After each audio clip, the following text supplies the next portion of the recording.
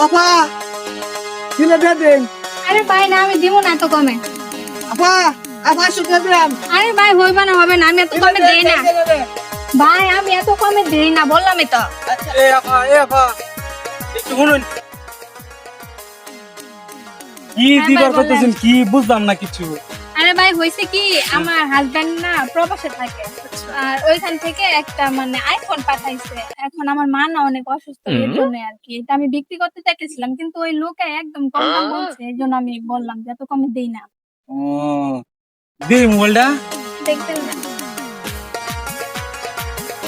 এই যে phone. Mobile তো দেখতে মতে ভালাই দেখা যায়। কয়টা বেচবেন? আরে ভাই ওই লোকে 8,000 টাকা বলছে, আমি বললাম এত কমে আমি দিব না। ও 8,000 টাকা তো দিতেন না। না ভাই, 8,000 টাকা দিয়ে কিভাবে দিব? দামি মোবাইল তো। আচ্ছা তে আমি আমার 1,000 টাকা বাড়ায় দিই। না না ভাই, হবে না, 1,000 টাকা হবে না এটা।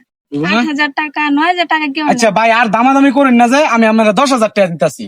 আচ্ছা ভাই ঠিক আছে, আপনি যেহেতু এত করে বলতেছেন, আর আমার মা অসুস্থ, এটা বিক্রি করতেই হবে এখন আমার। ঠিক আছে, কারণ আপনি 10,000 টাকা দিবেন। এই মোবাইলটা ধরেন, আমি টাকাটা বাহার করতেছি। আচ্ছা ঠিক আছে।